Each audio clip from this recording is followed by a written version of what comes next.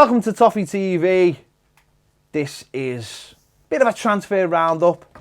The day before the deadline, loads of mad stories flying around. So let's get into some of them. This video is sponsored by Unibet. For more great transfer stories, head over to the Unibet blog, where we've got a blog at the moment. Billy has written a fantastic blog about the players Everton have been looking at.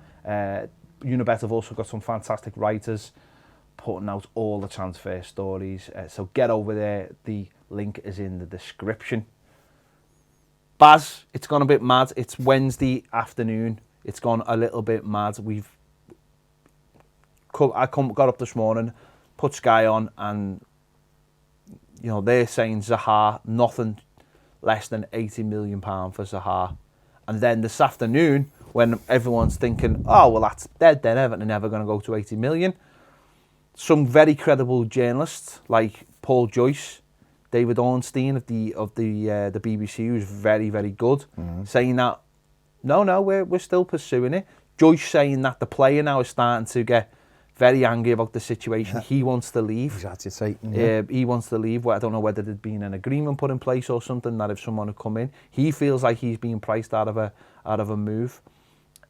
It's getting a bit tasty. It's all going off, isn't it? We've got the Alex Iwobi bid that Everton have made a 30. We'll come on to that one. No, but I'm just with the Zaha story. It's all mad. It was all going so calmly, and everyone was just riding the wave, weren't they?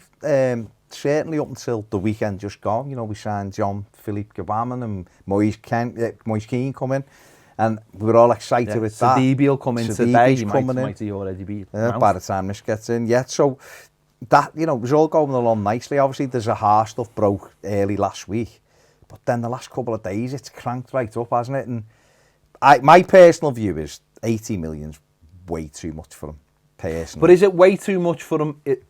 If I know might be way too much for you, your estimation of him, but is it worth going to 80 million for a player the club clearly want? That's the question, isn't it? Yeah.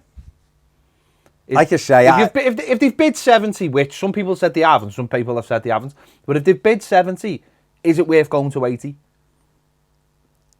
Well, yeah.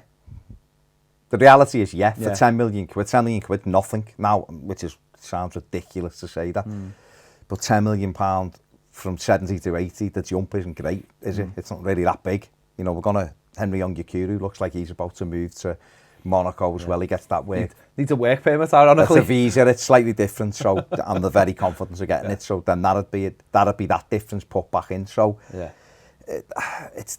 Zaha one's really mad for me because I know he's a fantastic player, but just that numbers. No, the numbers are. I know. Mad. I do agree, Baz. I want Zaha, but I do agree the numbers are scary. The numbers are a little bit scary for it, but then Harry Maguire has just gone for 80 million and he's a centre-back.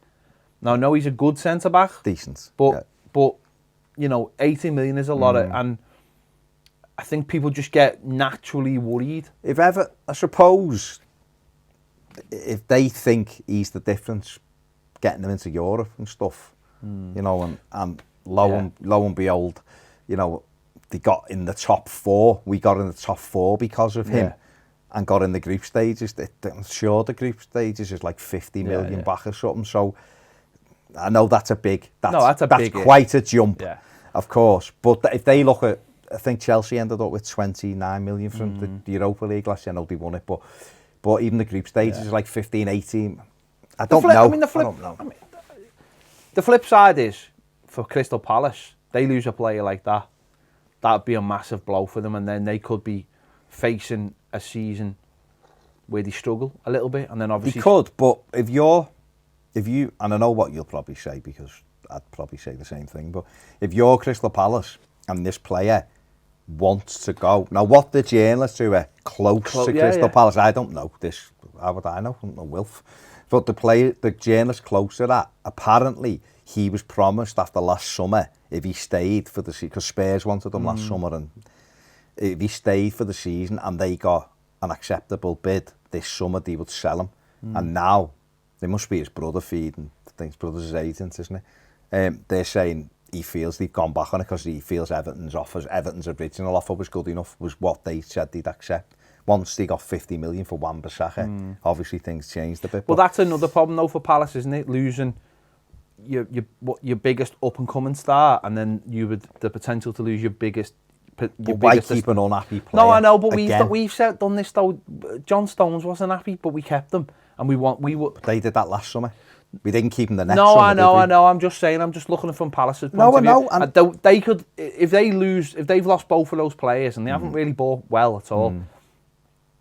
Is that they could be in a dogfight, and if they went down. No, I know, but that could be the difference in being he could be out of the dog. That's what I'm saying. That 70 million for them could be staying in the Premier League, and that's they've got they're building a new stand. You know, if I was them, I would sell. I'd sell. No, only not because it's Everton, but I'd be looking and thinking, well, hang on, he wanted to go last year, and we kept him. Well, but listen, because that money, 70 million. Listen, I've just said I'm. The money's a bit too much for me. I'd go and try and get players in France. There's wingers in France, I think, it'd improve Everton for a third. Maybe the problem is, though, the problem with all the players in elsewhere is the timing. Simple as that. Those clubs might have been made up. No, I know, but they thrive on English but money. It's timing, isn't it? But it's timing. But then, if it was timing, surely the conversation would be. And I remember thinking this about Lukaku. We both said this about Lukaku. If you're going, just set the price and say, "What if you don't get that? It's done." And if it isn't done by this day, it's not going. Everton, though, they, as we probably well know, is that they probably have done a lot of work into this transfer already, and want to see that final. Well, of course, but if you've got a player who you think and quite clearly Everton believe that he's the difference maker, right? And they know that he wants to come, because why would you be so hard for him otherwise? Then you will. And it comes down to the thing you asked me at the very start, which was, if you're bidding 70, then why not go to 80? For 10 million quid, it's neither here nor there. So we'll see what happens anyway. We'll see what happens in the next 24 hours or so. You mentioned the Iwobi. That's come from absolutely nowhere. 30 million rejected. He's 23. Good age. Not agitating for a move. Arsenal fans always seem to like him, but I don't think the manager likes him necessarily as a first-team player. I think he's one of those players that I've always thought was a bit like, he's the kind of player that will get to 30 and people will still say he's a good young potential player. That's the way I've always looked at him, whether that happens or not. Well, is that just because of Arsenal? Well, I don't know. I don't think they've ever used him properly or ever given him a good go. I remember the day we were on, in the Nike adverts. The day we were on Arsenal Fan TV after the game, actually, when they beat us at Goodison 3-0, and he was absolutely fantastic. And I remember saying that day that Iwobi's incredible, because he was an athlete, he dribble, pace, not really kicked on as much, but then I watched him come on in the Europa League final, scored, and he was brilliant. And you're thinking, why didn't he play him and the other kid early on? And he'd like to. So he's got a lot of potential. 30 million. The reports are 40 million gets you him. Is he better than... Well, yeah, let me ask you this. Is he better than Theo Walcott? Would he offer Everton more than Walcott? Probably. Yeah. I imagine. And that's all that they're working on, aren't they? Is he better than what we have? And the answer, he can play right side, left side. So he probably is. So that's why they've gone for him. It just seems a bit of a mad one, doesn't it? Well, it is a mad one. It's a mad one when people like Paul Joyce and David Ornstein and another couple are going, yeah, this is as well as Zaha. Because then you start going, right, are we selling Gylfi Sigurdsson, or are we selling, or are we just going, you know what, this is wide open this year, and we're putting the market down. And then next summer, like me and you spoke about before, next summer it's one or two players then, and a lot of players are out of contract. And the rot will be gone. The rot will be gone. And then you're all about good levels. Yeah. Whether or not Everton go back for him, I don't know. But it was a bit of a mad one. But then there's players on that list who we know which haven't popped out yet. It'd be interesting to know if, like, say we got him and we got Zaha, whether there's a suitor in the background for Walcott. Could be, yeah. Southampton. Why don't Palace want Walcott and Balassi? If they're looking for wide men, why don't they want them? Walcott's wages, I think, would still be a problem. But if you said to Walcott, like, listen, these are going to use you. We're not going to play you. Southampton, come and get Walcott. You've just said wages. No, I know, Surely but they haven't bought that Southampton. many players. No, they haven't, but... No, I know. It's a bit mad. I just wonder why Palace wouldn't want Walcott. Because I don't think they've got anyone like him. I just think, right, for the Zaha thing, just is that there's the whole... definitely think there's a commercial element to the Zaha thing. With them? Yeah, definitely. And that's one of the big reasons they don't want to sell him, is there's a massive commercial element to him as well. I would imagine 9 shirts out of 10 would have Zaha on the back of it, and and everything that goes with that. So, and that you might feel like a Balassi or They've just got Camarasa on loan today from Real Betis. He was at Cardiff, I think, on loan. He's got a year, hasn't he? And he's gone on loan to Palace, and they he? can use him wide as well, and all of the reports. I don't think he's going to sell many shirts, though. No, I know, but that's the point, isn't it? Talking about, according to press, they're looking at another wide player, so then you start thinking then, and they're taking... Are they making... And they're taking Jimmy Mack. Jimmy Mack. So he's going, isn't he? He went in the middle of the night apparently going to David Owens. I don't know why he couldn't just driving. I don't know why he couldn't just go to an all the time. Well, maybe he just wanted to beat the Suffolk. Nobody likes that. Don't forget, he sat in the garage. Not far from here, but Gareth Barry till he was signed for us. He did. Listen, at the end of the day, the Iwobi thing was a bit berserk. But... So that's happening. McCarthy, I mean, they had 8 million and Ornstein said 3 million. Ornstein said 3. It was 8. We apparently rejected 8 last week. The Independent said it's 8.5. Graham Bailey said it's 8.5. And that was today. That was like 11 o'clock this morning after Ornstein. So I don't know. It's between 3 and 8. Maybe it's 3 down. Yeah. Rising to 5 yeah. if he can run. Right. He is a player who needs to just be told he's part of the team and to play games. Get on with his job. And play games. Although I wouldn't want to be a commentator with them too. Listen, McCarthy. Wigan circa 2013. I wonder if they'll delay that sign until after 12 o'clock tomorrow. I don't think he's fit. So he could play against us. Or for a little. And maybe that's why there's a hard deal drags out after 12 o'clock tomorrow. Well, just give him us now. If you're going to do it now and just say don't play him Saturday, and we'll go, all right. And then we play him. And we'll make him captain. Yeah, so that's happening. That'll be a little bit of money in, but the wages will be off the 75 grand. Yeah, that's all good. Okay, the other one is Chris Smalling from Man United on loan. Yeah. Now, obviously, do you think we just haven't had enough players on loan? Remember a few years ago we had McPartland, we loved the loans, didn't we? Didn't we just miss a few? We're like, let's get a couple on loan as well. It's boss. Well, obviously, we're not gonna get Zuma. No. And they're obviously looking for another centre back, an experienced centre back. We've got Holgate, Lewis Gibson potentially in the wings. Barman could play centre back, but they're obviously looking for an experienced player who could come in and play games as well. And obviously with Maguire going there, it makes sense, especially with being a Manchester player as well. He'll live around Everton players, all the edge and all around that area. So it makes sense to go and ask to see. We tried to get Rojo last year. Never happened, and we've gone in for him this year. So I know a lot of people are, it's just terrible, it feels scattergun, but we do need a centre-back. And that's just probably What do you think about Smalling? I think he's a good defender. I really do. Yeah. Honestly, because all I've seen on my timeline, he's crap, he's the worst player in the set. And you're like, do you know when Ole Gunnar Solskjaer went in as manager, right? He was brilliant. I remember watching the Fulham game, and we were going to Watford and it was on in the pub, and he'll put his head in and he's actually got a decent turn of pace. For a squad player, I wouldn't have a problem with it. I wouldn't want him. I don't know if I'd want him starting every week, but as a squad player, I'd have no problem with that whatsoever. But that's been turned away. So fair. I mean, United will want him, won't they? Because you're trying to create that competition, aren't you, at the back? He wouldn't be my first choice, but he's not crap. No. So, and if it makes sense. Everton quite clearly want Kurt Zouma, right? They want Kurt Zouma. The manager wants Kurt Zouma. Kurt Zouma, by all accounts, wants Everton, right? But he's at a club and they don't want to sell him. So rather than go and spend 40 million on another centre-back who you're not taking with, Kurt Zouma, I believe, will be available either at Christmas or next summer, because I don't see him long term at Chelsea. Yeah. I think the minute the doors open and they can buy again, they'll go and try and get Koulibaly or someone like that. And I'm not sure he's going to play anyway with who they've got. Once Rudiger's fully fit again, you've got David Luiz, Azpilicueta, Christensen.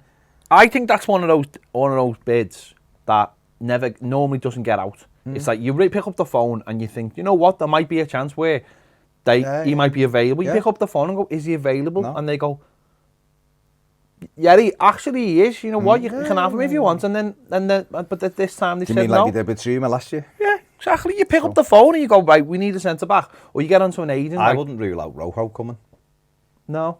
I wouldn't. I know don't forget, United pull the plug on that at our last deadline. We know somebody who works with agents, and they are frantic, aren't they? Yeah. Basically ringing round, asking people. Mates who are agents, we know exactly what they're like. That's what I'm saying. So the ringing round, clubs are asking agents. Agents are asking people with the knowledge, right? I need this player. Can you find me a player? Right, this player fit. Back on the phone, right? I found you a player. Blah blah blah. I mean, they're doing the agents' work for them, and that's what Everton will be doing now. Everton will be thinking we need a centre back. Would you take Rojo as a third choice? Yeah, I would take him. I know he's rash, and people's heads will fall off watching this because some. Listen, right, but at the moment we've got Mina and Zouma. We haven't got Zouma. We've got Mina and Keane. We wish we had Zouma. We've got Mina and Keane, who I think are sound. I do. Yeah. People after I think they're sound. Keane especially, because I think Mina will be really good this year. But after that, like you said before, we've got Mason Holgate, who is still, we're not sure about. I think sometimes he looks great and I go, he's ready. He looks like he's getting there, and then puts his arm up and someone runs in, it's a goal, and you're like, mate, come on. That's the point, isn't it? But then number 4, there's no one. Lewis Gibson's 18, and as much as of talent as he looks, and he does, you hit the nail on the head before. Yerry Mina was injured so many times last season. Even if it's half of that, it's too many. So to have someone like Rojo, and I'm not saying that's who we'll end up with, but to have someone like Rojo, who's an international footballer, who's played in the Premier League for 3 years, all right, he's not amazing, but Everton were going to buy him last summer, and the United pulled the plug at half 4. Listen, we brought Zouma in last year for exactly the same reason. Yeah. You know, it was supposed to be Keane and Mina last year. It was, yeah. And because of Mina's injury, it ended up being Zouma, and look what happened with that. When we brought Zouma in, there was a lot of people asking questions. He's just been relegated with Stoke. Yeah. People were asking, but we were like, well, he's a player. He'll go in, and we'll have Mina. He's great and all that. Yeah. And it turned out that thankfully we had it, and that's what we need now. And I'm a little bit annoyed that we've left this centre, because I think this is a position we shouldn't have left this long. But what I'm saying is, right, I tried to say this before, and it's better to say it on here, where everyone can put their bit in as well in the comments. But if Zouma's your number 1, right, and he's showing you his leg as well, going, I want to come back, right, and there was encouragement from Chelsea, and there was all the way until the week after Lampard got in, right, all up until that point. Right, when was that? So it will have been middle of July. Exactly. Right, but the door still wasn't shut. No, I know it wasn't, but right? So what I'm saying is, if the door still isn't closed, and Zouma's still going, liking all the Everton folk, putting boots up with hearts that he wears, right? And you're going, well, he's my number 1, I want him.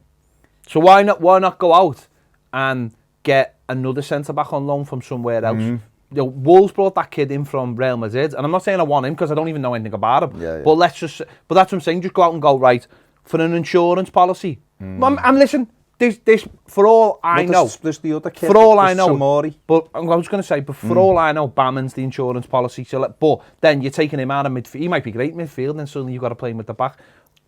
But so Samori seems to be the one. For Kyle Samori at Chelsea, who's the England under-21 captain, he played 30 plus games for Lampard last year at Derby County. I've heard Lampard talking about him last year, saying, this kid's going to be one of the very best. He's got everything to be right at the very top. Now, obviously, Lampard's probably looking and going, well, I've got David Luiz, Zappacosta, Christensen, Zouma, Rudiger, Azpilicueta can play there. This kid's not going to play. And if a team in the Premier League like Everton want to do our work for us, kind of the way I look at Mason Holgate when we were getting him back, it was like, well, if he's not going to play for us, play in the Premier League, Kieran Dowell. Yeah. Kieran Dowell's got potential, but I'd have rather he went to Sheffield. Well, if it's going to happen, let's get it done now. Then let's get it done by the end of today, so we're not sweating over it, because it's a big position for all the attacking quality we've got, all the attacking quality we're trying to bring in. Like you've just said there, you end up in it. Last season we started the season with Keane and Jags. Jags gets sent off. Then we've got Holgate. Then we've got Zoom coming in. Mina's even knowing, it can change very quickly. So let's make sure that we don't end up in a situation where we're scrapping. We were relying on Holgate. And like you just said, he's sticking his arm up. And we seen him last week at Mainz. He's a good player as well. No, I know, but his concentration levels are terrible. They are. He's got the old right back. We can't sell him though. He's got the old right back disease. He's blind in one eye. I mean, he's not. It's just in case anyone's like, is he? He's not. Yeah. But if you do bring him on loan, that gives Lewis Gibson another year to mature, and maybe then he can go out on loan somewhere. Because what Silva said about him is he's keeping him with the first team training, didn't he? Because he wants him to, and he'll play for the 23s at the time. I don't know whether that's right. Maybe he'll do that for the first half of the season, and then they'll look for a short-term loan in January. Who knows? But he's one I think's going to be a cracker for Gibson. I really do. He looks like he's got everything. Yeah. But listen, the one thing I would say, even with agents, mates, and blah blah, the thing, this is Marcel Brands. He's been planning it for a long time, right? So there will be other options. This isn't David Moyes, because this used to happen with Moyes, right? Used to happen with Moyes. He'd wake up tomorrow and go, I want 3 players. Yeah. Right, get him from and the people doing the transfers would be like, why didn't you tell us yesterday? Because we can't get him now. Yeah. Because we're running that, which is why the things like Vu didn't happen and all that. So let's see what Brands does. People are panicking a little bit because of the seeing names just jump up, the Core, Zaha, and all these names suddenly appear. But I think for the main part, he's had it all in control. It's just that you can't be in control of everything, because if a club does not want to sell to you for whatever reason, then you have to come up with something else. Well, he's done it with the Core. The Core come up. We said in May, they'll probably go for the Core because he loves him. Whether Watford will sell, we don't know. It was quiet. Bang, bid for the Core. Yeah. Then another bid. Now, apparently the second bid, Everton have walked away. Yeah, apparently because from Watford that. have said. Because Watford have said he's not going anywhere. But Palace haven't done that. Yeah. And that's why Everton are hanging. With the Core, though, just quickly, is that Everton might have been like, they're not going to sell. And then soon as Watford have gone for that winger in France, haven't they? Zaha, they had that rejected. Then Brands might look at the situation and go, they need money. So if they need money, they might sell him. It's weak, So let's go in and try. And the encouragement is there from the player. Yeah, exactly. Of course. And if it doesn't come off, it doesn't come off. Nothing, no. But I think people get this idea, why did we bid for him? There's no chance. But if you smell a chance, I think the word that's been thrown around this week is blood in the water. If you see a chance, you go, You've got to test the water, haven't they? Might have gone, Watford might have gone, well, give us 40, you can have them. Yeah. And Everton might have gone, sound, we'll have that. They haven't. Yeah. Fair play to them. And this is, as we're finishing, this is what the point is with Palace. Palace haven't said at any point to Everton, go away. And that is why so what a lot of the journalists are saying around it is, they just want the right money. Which is good.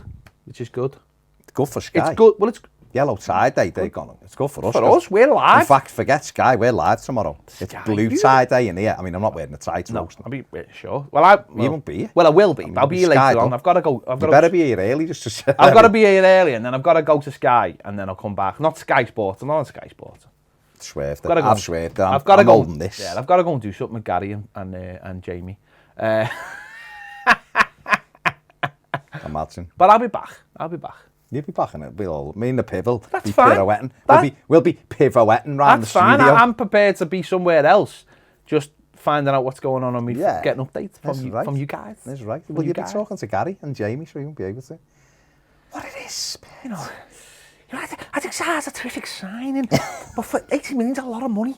Where are you getting the money from? Because you're buying FFP. You're buying that stadium, and by ours. The King's Dock, isn't it? It's about the King's Dock. I was listening to that radio station this morning, and he had Sam on. He said, "You're building a stadium just by the live buildings." That's what he said.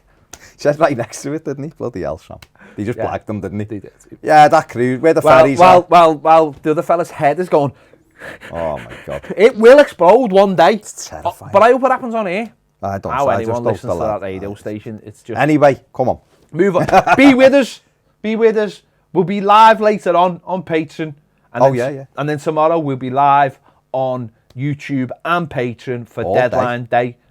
All day. Apparently Baz is going to do it all day. Throughout the day. I'll be here all day. Yeah, you'll be here all and day. All night. All day. All night. So make sure you're here with us as well. Like, leave your thoughts in the comments on anything we spoke about. If you haven't subscribed, please do. Please subscribe. It's nice if you do. Give this video a like and join us on Patreon as well. We'll be live later talking about all these things and more. That's the happen. Very much more, like recently. Yeah. Thanks for watching. See you later.